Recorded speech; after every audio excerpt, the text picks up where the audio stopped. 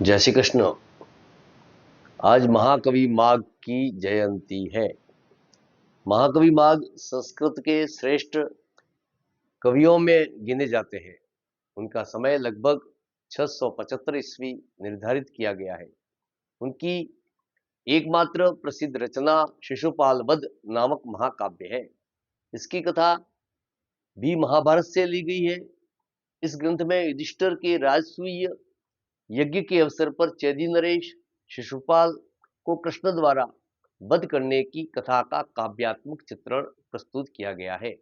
माघ वैष्णव मतानुयायी थे। उनकी इच्छा अपने वैष्णव काव्य के माध्यम से शैव मतानुयायी भारवी से आगे बढ़ने की थी। इसके निमित्त उन्होंने कई प्रयत्न भी किए। उन्होंने अपने ग्रंथ की रचना किरातार्जुनीयम की पद्धति पर की। किरात की भांति शिशुपाल का वध का प्रारंभ भी श्री शब्द से होता है। माघ अलंकृत काव्य शैली के आचार्य है तथा उन्होंने अलंकार से सुसज्जित पदों का प्रयोग कुशलता से किया है। प्रकृति दृश्यों का वर्णन करने में भी वे दक्ष थे। भारतीय आलोचक उनमें कालिदास जैसी उपमा, भारवी जैसा अर्थगौरव और दंडी जैसा पद लालित्य, इन तीन गुणों को देखते हैं। कहा जाता है, उपमा कालिदासस्य भारवे अर्थ गौरवम दंडिन पद लालित्यम माघे संति त्रयो गुणा। माघ में तीनों गुणों को देखा गया है। माघ ने नवीन चमत्कारिक उपमाओं का सृजन किया है। माघ व्याकरण, दर्शन, राजनीति, काव्यशास्त्र, संगीत आदि के प्रकांड पंडित थे तथा उनके ग्रंथ में ये सभी विशेषताएं स्थान स्थान पर देखने को मिलती है। उनका व्याकरण संबंधी ज्ञान तो अगाध था। पदों की रचना में उन्होंने नए नए शब्दों का चयन किया है। उनका काव्य शब्दों का विश्वकोश प्रतीत होता है। माघ के विषय में प्रसिद्ध उक्ति है कि शिशुपाल वध का नवा सर्ग समाप्त होने पर कोई शब्द शेष नहीं रहता। उनका शब्द विन्यास विद्वतापूर्ण होने के कारण मधुर एवं सुंदर भी है। माघ की कविता में ललित विन्यास भी देखने को मिलता है। कालांतर में कवियों ने उनकी अलंकृत शैली का अनुसरण किया है।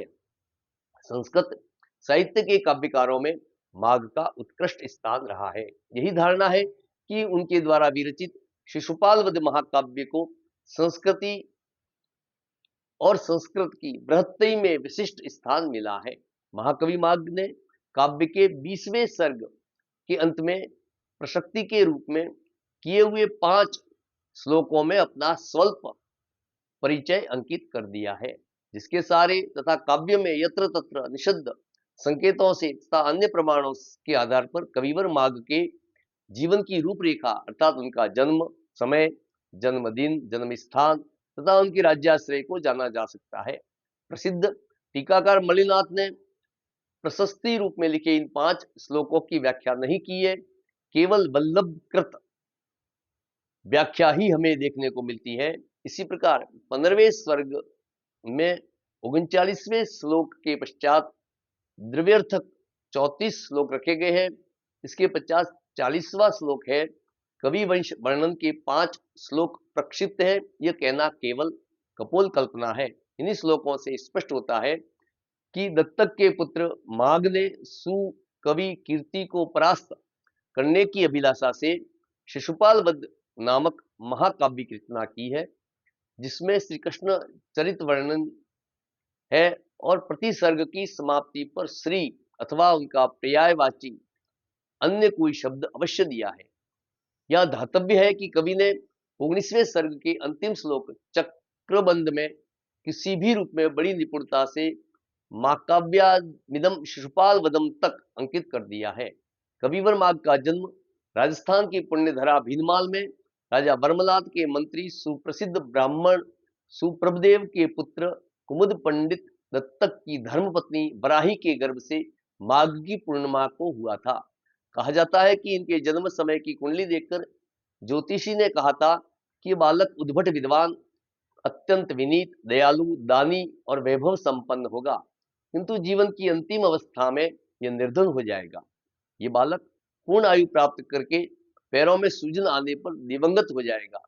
ज्योतिषी की भविष्यवाणी पर विश्वास करके उनके पिता कुमुद पंडित दत्तक ने, जो एक ओष्ठी धनी थे, प्रभुत धन रत्नादि की संपत्ति को भूमि में घड़ों में भरकर गाड़ दिया था और शेष बचा हुआ धन माँ को दे दिया था।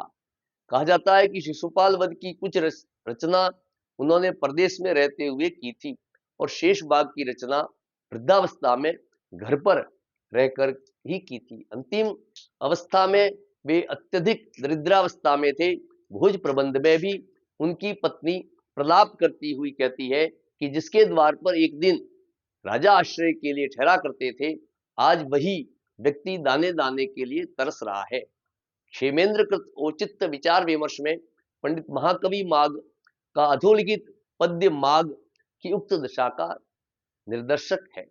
उन्होंने लिखा है, बुभुक्षितेत्य किरणम न भुंजते न पीयते काव्यरस पिपासिते न विद्या केनचित् धृतम कुलम हिरण्य में वार्जन्य फल क्रिया। इसका जो है इस वाक्य का ऐसा प्रतीत होता है कि दरिद्रता से धैर्यहीन हो जाने के कारण अत्यंत कातर हुए माघ की यह उक्ति है। कविवर माघ 120 वर्ष की पूर्ण आयु प्राप्त करके दिवंगत हुए, साथ ही उनकी पत्नी सती हो गई। इनकी अंतिम क्रिया तक करने वाला कोई व्यक्ति इनके परिवार में नहीं था। भोज प्रबंध, प्रबंध चिंतामणि तथा प्रभावकरित के अनुसार भोज की जीवित अवस्था में दिवंगत हुए थे, क्योंकि भोज ने ही माघ का अंतिम संस्कार पुत्रवत किया था। माघ निसंदेह आनंद वर्धन के पूर्ववर्ती है या समकालीन भी हो सकते हैं, क्योंकि यशोलिप्सा के कारण माघ स्थिर रूप से किसी एक स्थान पर न रह पाए और उन्होंने निश्चित रूप से उत्तर भारत में कश्मीर तक भ्रमण किया था, जिसका उल्लेख काव्य के प्रथम सर्ग का नारद मुनि की जटाओं का वर्णन है। यहीं पर संभव है कि धन्यावलोक में उद्धृत श्लोक को किसी काव्य गोष्ठी में श्री आनंद वर्धन ने माघ के मुख से सुने हो और उत्तम होने के कारण आनंद वर्धन ने धन्यालोक में उन्हें उदाहरण के रूप में प्रस्तुत किया हो। एक शिलालेख में भी माघ के समय निर्धारण से सहायता मिलती है। राजा वर्मलाद का शिलालेख बसंतगढ़ जो सिरोही राज्य में वहां से प्राप्त हुआ। यह शिलालेख सत संवत 682 का है। सत संवत में 78 वर्ष जोड़ दिए जाए तो ईस्वी सन का ज्ञान होता है। इस प्रकार यह शिलालेख 760 ईस्वी के आसपास का होना चाहिए। इस तरह माघ का काल प्राय 8वीं और 9वीं शताब्दियों के बीच स्थिर होता है, इसमें संदेह नहीं किया जा सकता। भोज प्रबंध के अनुसार माघ भोज के समकालीन थे, क्योंकि भोज प्रबंध में माघ के संबंध में यह किंवदंती प्रचलित है कि एक बार माघ ने अपनी संपूर्ण संपत्ति दान कर दी। निर्धन स्थिति में उन्होंने एक श्लोक की रचना की, जिसे उन्होंने राजा भोज की सभा में भेजा था। यह श्लोक इस प्रकार है, उस श्लोक को न पढ़ करके उसके अर्थ को पढ़ रहे हैं कि आपको जो है उसका अर्थ इस प्रकार है, कुमुदवन श्रीहीन हो रहा है, कमल समूह शोभायुक्त हो रहा है, उल्लू दिन में देख नहीं सकने के कारण प्रसन्नता को तज रहा है, जबकि चकवा दिन में प्रिया का संग होने के कारण प्रेम मग्न हो रहा है, सूर्य उदित हो रहा है, चंद्रमा अस्त हो रहा है। दुर्देव की चेष्टाओं का परिणाम विचित्र होता है। कितना आश्चर्यजनक है। जब राज्यसभा में उक्त श्लोक को पढ़कर सुनाया गया तो भोज अत्यंत प्रसन्न हुए और उन्होंने माँ की पत्नी को बहुत सारा धन देकर विदा किया। माँ की पत्नी जब वापस लौट रही थी तो रास्ते में याचक माँ की दानशीलता की प्रशंसा करते हुए उनसे जो है मांगने लगे, भिक्षा मांगने लगे। माँ की पत्नी ने सारा धन याचकों में बांट दिया। जब पत्नी रिक्त हस्त घर पहुंची तो माँ को चिंता हुई कि अब कोई याचक आया तो उसे क्या देंगे। माँ की चिंता स्थिति को देखकर याचक ने यह कहा था कि ग्रीष्म से तप्त पर्वत समूह का संताप हरने हेतु दावाग्नि से जलते हुए वन की तपन बुझाने में तथा सैकड़ों नदी नद नालों को भरने में बादल संतप्त स्वयं रिक्त हो जाता है, यही उसकी श्रेष्ठ आभा है।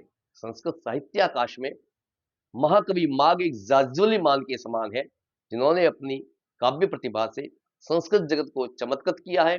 ये एक और कालिदास के समान रसवादी कवि है तो दूसरी ओर भारवी सदृश विचित्र मार्ग के पोषक भी है। कवियों के मध्य महाकवि कालिदास सुप्रसिद्ध है। तो काव्यों में माघ अपना एक विशिष्ट स्थान रखते हैं। कहा भी जाता है कि काव्येषु माघः कवि कालिदास। माघ अलंकृत श्रेणी अलंकृत शैली के पंडित माने जाते हैं, जहां काव्य के आंतरिक तत्व की अपेक्षा बाह्य तत्व और अर्थ के चमत्कार देखे जा सकते हैं। तो उनकी एकमात्र कृति शिशुपाल वध, जिसे महाकाव्य भी कहा जाता है, व्रत त्रयी में महत्वपूर्ण स्थान रखती है। इस महाकवि के आलोड़न के पश्चात किसी विद्वान ने इनकी महत्ता के विषय में कहा था कि मेघे मागे गतम वयः, अर्थात कालिदास का मेघदूत और माघ, इन दोनों को पढ़ने में पूरी उम्र गुजर जाती है। अर्थात वो कितने महान जो है महाकवि माघ विद्वान जो है थे। उनके संबंध में और भी कहा जाता है, तावद भारवे भीति यावन माघस्योदय। भारवी से उनकी तुलना वैसे भी की जाती है। भारवी का अर्थ होता है भारवी, आभा रवि, सूर्य की आभा। लेकिन जब माघ का उदय होता है, अर्थात जब माघ मास आता है, तो सूर्य की आभा भी अस्त हो जाती है। इस प्रकार से माघ जो है वह जिस शैली के प्रवर्तक है, उनमें प्राय रस, भाव, अलंकार, काव्य वैचित्र्य, बहुलता आदि सभी बातें विद्यमान थी। महाकवि की कविता में हृदय और मस्तिष्क दोनों का अपूर्व मिश्रण था। ऐसे महान कवि महाकवि माघ को शत शत प्रणाम करते हैं। नमस्कार, जय श्री कृष्ण।